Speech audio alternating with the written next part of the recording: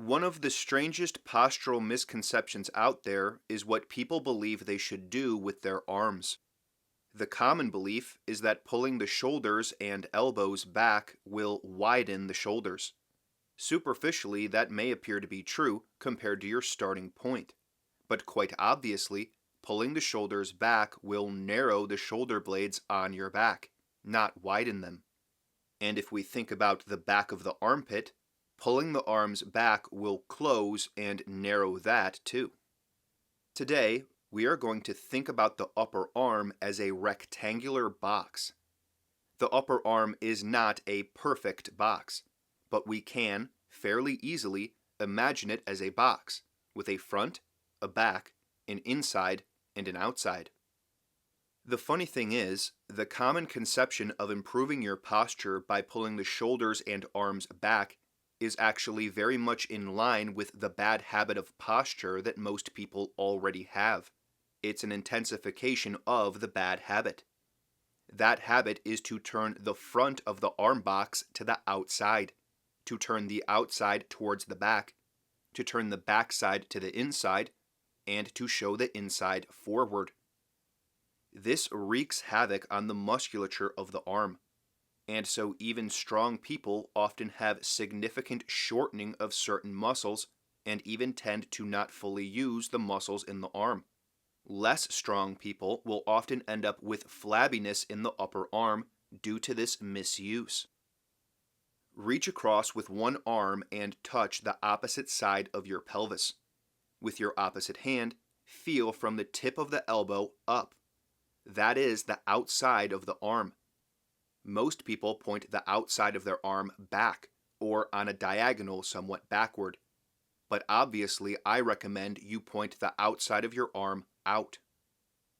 If you imagine this box hanging from your shoulder blade and collarbone, we want to then twist the box. There is a limit though. For instance, we don't want to make the outside of the box the front. But don't just imagine from the outside of the box. What would it mean to turn the back of the arm to really point it back? Or to get the front of the arm to come forward and face forward? What about the inside of the arm to point inside? What would it mean to orient the box relative to the front of your rib cage? What would it mean to imagine the box relative to the back of your rib cage? How were you imagining that box relative to your rib cage to start? What happens when you switch? A crucial part of this is that we want to move the box gently away from the rib cage without letting the rib cage come with the arm. You want to make this movement from the top end of the box as opposed to the lower end or the elbow. Most people have a habit of pulling their arms in towards their body. We want widening though, so get the arm to go out. The last important idea here is that the box should be gently pulled down. However, there is every risk that you will pull the rib cage down with the arms. So instead, think about it like this. You are not pulling down, you are extending the box both up and down.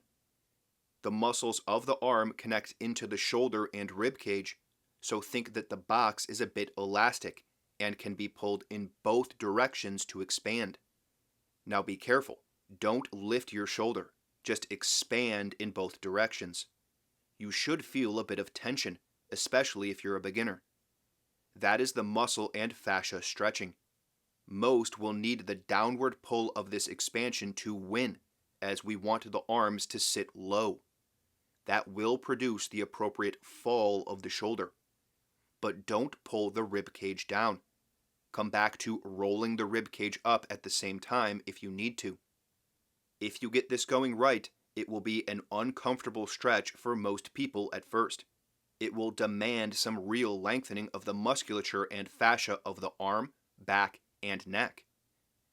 I'd love to hear your experience if you try this out. Expect the arm of your dominant hand to be different from your non-dominant hand. Implementing this idea will be a move towards symmetry.